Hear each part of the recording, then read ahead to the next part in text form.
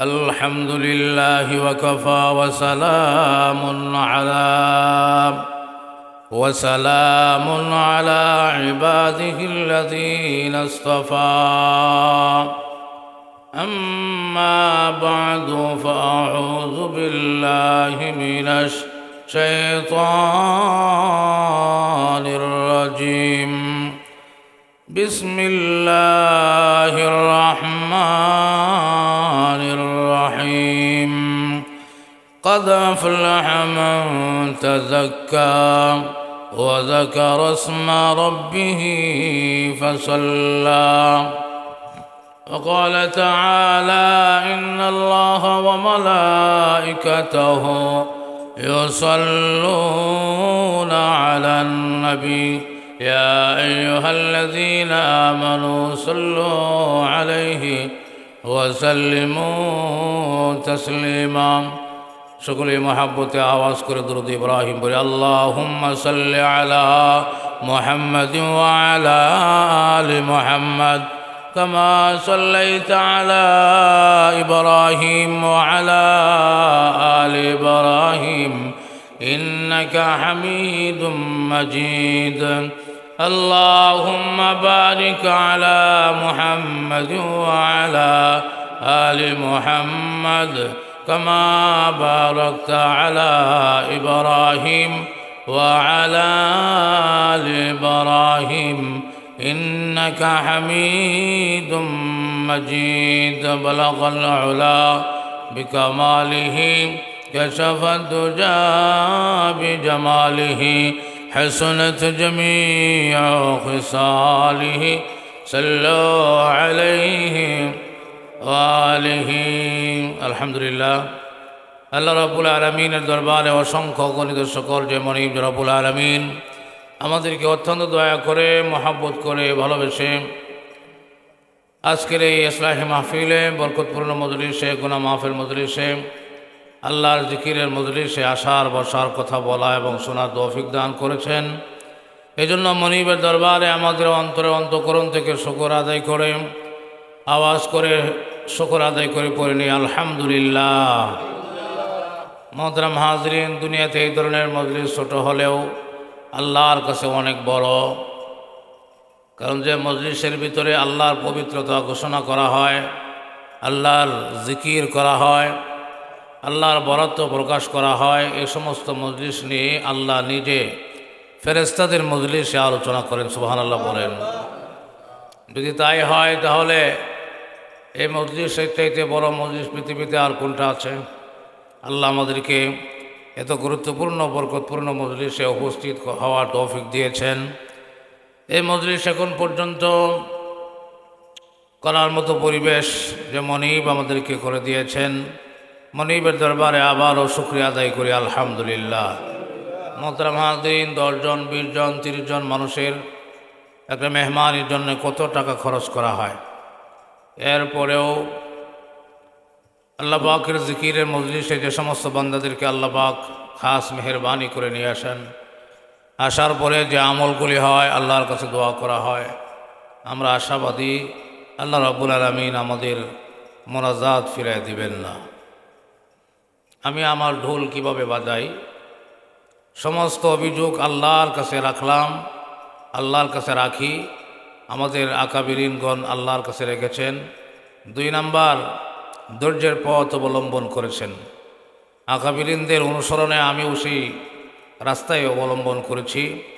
সমস্ত অভিযোগের জবাব আমি দিব না, যিনি আমাকে বানাইছেন, যিনি আমাদেরকে এখানে আসার তৌফিক দিয়েছেন, যিনি আমাদেরকে বিনা চাওয়ায় মুসলমান করেছেন, তিনি অভিযোগের জবাব দেবেন ইনশাআল্লাহ।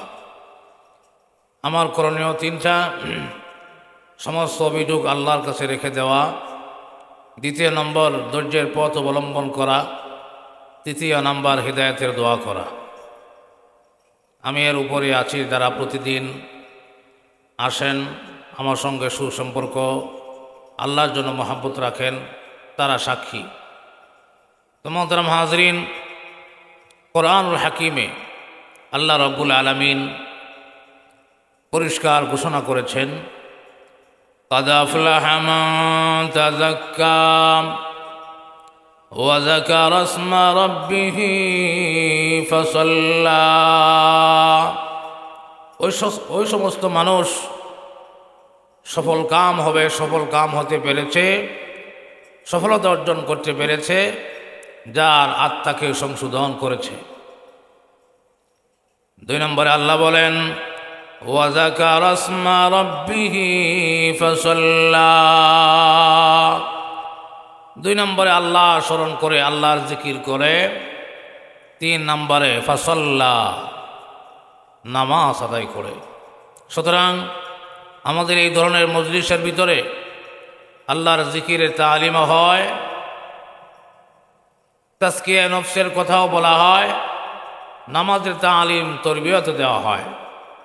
এই 3টা কথা পৃথিবীর কোনো পীর মাশায়েখ কোনো আলেমের বানানো না, আল্লাহর কোরআনের কথা। আমরা তো এই 3 বিষয়ে কথা বলি, আমল করার চেষ্টা করি না। আল্লাহ আমাদেরকে তৌফিক দান করুন।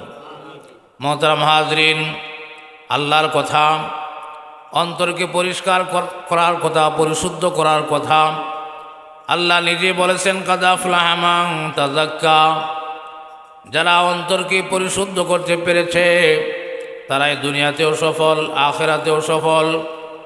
আখিরাতের সফল মানে হলো আল্লাহ রাব্বুল আলামিন ওই সমস্ত মানুষের জন্য ঘোষণা করে দিবেন যারা দুনিয়াতে আমার জন্য একত্রিত হয়েছিলে। আপনারা বলুন, আমরা এখানে প্রতি মাসে প্রতিদিনে কার জন্য একত্রিত হয়ে বলেন? আল্লাহর জন্য। যারা দুনিয়াতে একত্রিত হয়েছে তারা কোথায়? আসো আর দলে দলে আমার তৈরি জান্নাতে প্রবেশ করে। সুবহানাল্লাহ। আখিরাতের সফলতার শেষ ঠিকানা হচ্ছে আল্লাহ জান্নাত। এমন কোন মুসলমান আছে যারা আল্লাহ জান্নাতে যেতে চায় না? তাজকিয়া নফসের কথা বললে ইসলাহে মাহফিলে বিরোধিতা করে, কিন্তু যদি বলা হয় আপনি কি জান্নাতে যাবেন না জাহান্নামে, জাহান্নামের কথা অস্বীকার করবে। আল্লাহ জান্নাতে সবাই যেতে চায়। আল্লাহ জান্নাতে যদি যেতে চাও তাহলে আল্লাহর কোরআনের আয়াত শুনে নাও। আল্লাহ বলেন কাদ আফলাহা মান তাযাক্কা, কাদ আফলাহা মান তাযাক্কা। অন্তরকে পরিশুদ্ধ করো। অন্তর পরিশুদ্ধ করা প্রত্যেক মুসলমান নরনারীর জন্য ফরজ। আপনারা বলুন কি? প্রত্যেক মুসলমান নরনারীর জন্য আত্মাকে পরিশুদ্ধ করা, পবিত্র করা, এটা প্রত্যেকের জন্যই ফরজ। কোরআনুল হাকিমে আল্লাহ রাব্বুল আলামিন মুমিনদের 7 গুণের আলোচনা করতে যায়। আল্লাহ বলেন কাদ আফলাহাল মুমিনুন আল্লাযীনা হুম ফি সালাতিহিম খাশিউন ওয়াল্লাযীনা হুম আনিল লাগবি মুরিদুন ওয়াল্লাযীনা হুম লিয-যাকাতি ফাইলুন। মুমিনদের বৈশিষ্ট্য, মুমিনদের গুণ আলোচনা করতে যায় আল্লাহ রাব্বুল আলামিন সূরা আল মুমিনুনের মধ্যে 4র্থ কর্মসূচি। আল্লাহু আকবার। আল্লাহ রাব্বুল আলামিন বলেন যারা মুমিন হবে, যারা সফলতা অর্জন করবে, আল্লাহ রাব্বুল আলামিন বলেন তাদের 7টা বৈশিষ্ট্য অর্জন করতে হবে। এর মধ্যে 1 নম্বর হলো সুন্দর করে নামাজ আদায় করা। আল্লাহু আকবার। 2 নম্বর হলো কাদ আফলাহাল মুমিনুন আল্লাযীনা হুম ফি সালাতিহিম খাশিউন ওয়াল্লাযীনা হুম আনিল লাগwi মুরিদুন ওয়াল্লাযীনা হুম লিয-যাকাতি ফাইলুন। এই সূরাতেও আল্লাহ রাব্বুল আলামিন মুমিনদের বৈশিষ্ট্য আলোচনা করতে যায়। আল্লাহ বলেন যারা অন্তরকে পরিশুদ্ধ করতে পেরেছে। সুতরাং অন্তর পরিষ্কার করা, অন্তরকে পরিশুদ্ধ করা, এটা আমার জন্য যেমন ফরজ, আপনার জন্য তেমন ফরজ, ঠেলাওয়ালার জন্য যেমন ফরজ, আল্লাহু আকবার, এরকমভাবে রিক্সাওয়ালার জন্য তেমন ফরজ, জেনারেল শিক্ষিতের জন্য যেমন ফরজ, এরকমভাবে আল্লাহু আকবার আরবিক আলেমদের জন্য তেমন ফরজ। এলেম অর্জন করা এরকমভাবে মাদ্রাসায় গেলে স্কুলে গেলে 1 বছর ক্লাস করলে পরীক্ষা আসে, এরপরে উপরে ক্লাসে উঠায় দেয়। কিন্তু অন্তরকে পরিষ্কার করার জন্য এটা এমন এক কঠিন কাজ, এটা সহবত ছাড়া কোনোদিনও সম্ভব না, সহবত ছাড়া কোনোদিনও সম্ভব না। এই জন্য মোহতারাম হাজরিন, আমি সংক্ষেপে কথা বলতেছি। আল্লাহ রাব্বুল আলামিনের আয়াত আপনাদেরকে শোনায় দিলাম। আল্লাহু আকবার। আল্লাহ রাব্বুল আলামিন বলেন কাদ আফলাহা মান তাযাক্কা, যারা অন্তরকে পরিষ্কার করতে পেরেছে, পরিশুদ্ধ করতে পেরেছে, তারাই সফল কাম। দুই নম্বরে আল্লাহর জিকিরের কথা, এটা কোনো দুনিয়ার কোনো আলেম কোনো পীরের বানানো নয়। আল্লাহ বলেন ওয়াযাকারা আসমা রাব্বিহি ফাসাল্লা, আল্লাহ স্মরণ করে, আল্লাহ জিকির করে। তিন নাম্বার নামাজ আদায় করে। তাহলে জিকিরের কথাও কোরআনে আছে, নামাজের কথাও কোরআনের, ওই আত্মাশুদ্ধির কথাও কোথায়? কোরআনের ওই। আল্লাহ পাক আমাদের সবাইকে তৌফিক দান করুন, আমিন। মোহতারাম হাজরিন, এই জন্য এই আত্মাকে পরিষ্কার করার জন্যই আল্লাহর দেওয়া মেডিসিন, এর কথা কোরআনে আছে। আল্লাহ বলেন আল্লাহু আকবার, আত্মা পরিশুদ্ধ করার জন্য এক নম্বরে বেশি বেশি তওবা করো, তুবু ইলাল্লাহি তাওবাতান নাসুহা, তওবা করো, বেশি বেশি তওবা করো।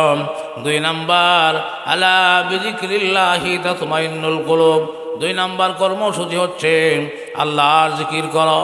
আল্লাহু আকবার। এই জন্য মোহতারাম হাজরিন, আল্লাহওয়ালারা আমাদেরকে, আল্লাহু আকবার, দুনিয়ার মুসলমানদেরকে এরকমভাবে সবক দিয়ে থাকেন, নামাজ, রোজা, হজ, যাকাত, এগুলি তো আল্লাহর বিধান আদায় করতেই হবে নাকি? কোনো হক্কানি উলামায়ে কেরাম, কোনো হক্কানি পীর মাশায়েখ কি কোনোদিন বলছে যে শুধু জিকির করলেই হবে, নামাজও লাগবে না, রোজাও লাগবে না, পবিত্রতাও লাগবে না, হালাল হারামও লাগবে না? এই বাংলাদেশের, এই পৃথিবীর কোনো পীর, কোনো আলেম, কোনো এরকম হক্কানি উলামায়ে কেরাম কোনোদিন এই কথা বলে না। আল্লাহু আকবার। যারা বলে তারা ভণ্ড। যারা এই কথা বলে যে নামাজ, রোজা, হজ, যাকাত, হালাল হারাম এগুলি কিচ্ছু লাগবে না, শুধু আপনার জিকির করলেই চলবে, এই ধরনের কথা কোনো হক্কানি আলেম, কোনো কোরআনের দ্বারক বাহক বলতে পারে না। যেগুলি বলে, যারা বলে এরা নষ্ট। এই জন্য মোহতারাম হাজরিন, নামাজ, রোজা, হজ, যাকাত এগুলি আল্লাহর বিধানে, এগুলো তো লাগবেই। তার পাশাপাশি আল্লাহু আকবার, অনেক মানুষ আমরা নামাজও পড়ি, আবার গুনার কাজও করি, করি কিনা? এই জন্য মোহতারাম হাজরিন, এমন কোনো মুসলমান কি আছে বলতে পারবে যে আমার আত্মা পরিশুদ্ধ হয়ে গেছে? বলতে পারবে কেউ? যদি এই কথা বলে হ্যাঁ আমার আত্মা পরিশুদ্ধ হয়ে গেছে, গুনার কাজ সামনে আসলেও আমার মন চায় না, অন্যায় কাজ আসলেও আমার মনে চায় না, নামাজের আজান হয়ে গেলে আমার মন মসজিদের দিকে এরকমভাবে পাগল পারা হয়ে যায়, বোঝা গেল তার আত্মা পবিত্র হয়ে গেছে। আত্মা পবিত্র হয়ে গেলে কি শেষ, না আরও কাজ আছে? আত্মা পবিত্র হয়ে গেল, এতেই কি শেষ? মানুষ কি করে? জমিনে ফসল করে, ফসল করার পরে দেখা গেল এই বছর যদি ফসল বেশি হয়, পরের বছর আরও বেশি কি করে ফলানো যায়, এই চেষ্টা আমরা করি কিনা? এই জন্য আপনার কৃষি অফিসে দেয়া অফিসারদের সঙ্গে পরামর্শ করা হয়, এই ব্যবস্থাপনা গ্রহণ করাতে আমার জমিনে ফসল বেশি হয়েছে, সুতরাং আরও বেশি কিভাবে ফলানো যায়, এই জন্য আমার কি করণীয় স্যার আমাকে বলেন। মোহতারাম হাজরিন, আত্মা পবিত্র হয়ে গেছে, এতেই শেষ নয়। মানুষ মর্যাদা আরও চায় কিনা?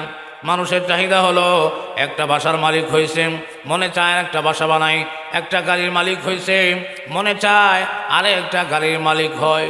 আখিরাতে আমাদের মর্যাদা ভালো, আমরা সবাই চাই কি চাই না? এই জন্য মোহতারাম হাজরিন, আত্মা পবিত্র হয়ে গেছে, এরপরেও তো জিকির লাগবে কিনা? এরপরেও জিকির লাগবে। এই জন্য মোহতারাম হাজরিন, আল্লাহওয়ালারা এই জন্যই মানুষের আত্মা পবিত্র করা। যাদের আত্মা পবিত্র হয়ে গেছে, যারা সবক আদায় করে শেষ, এরপরে হক্কানি কোনো উলামায়ে কেরাম এই কথা বলে না যে আজকে থেকে তোমার নামাজও লাগবে না, রোজাও লাগবে না, জিকিরও লাগবে না, বরং যিনি খেলাফত পেয়েছেন তার দায়িত্ব আরও বেশি, মানে প্রতি শ্বাসে শ্বাসে আল্লাহর নাম নিতে হবে, প্রতি শ্বাসে শ্বাসে। এই জন্য মোহতারাম হাজরিন, আসুন, পূর্বেও বলেছি আল্লাহু আকবার, ছয় তাসবির আমল ছাড়ব না, ছয় তাসবিহ ছাড়ব না। এই ছয় তাসবিহ নিয়েই যদি এরকমভাবে আমি আমার মৃত্যুর বিছানা পর্যন্ত যাইতে পারি, আল্লাহু আকবার। আল্লাহওয়ালা বলেন এই মানুষ আল্লাহর ওলি না হয়ে মৃত্যুবরণ করবেই না, সুবহানাল্লাহ। এই জন্য সবক আদায় করুন, সকাল সন্ধ্যা আমি থাকি বা না থাকি, শায়েখ দূরে থাকুক কাছে থাকুক, যে হালতেই থাকি, ইনশাল্লাহ ছয় তাসবিহ আমরা ছাড়ব না, ইনশাল্লাহ বলেন। আল্লাহ আমাদের সবাইকে কবুল করে, বলুন আমিন।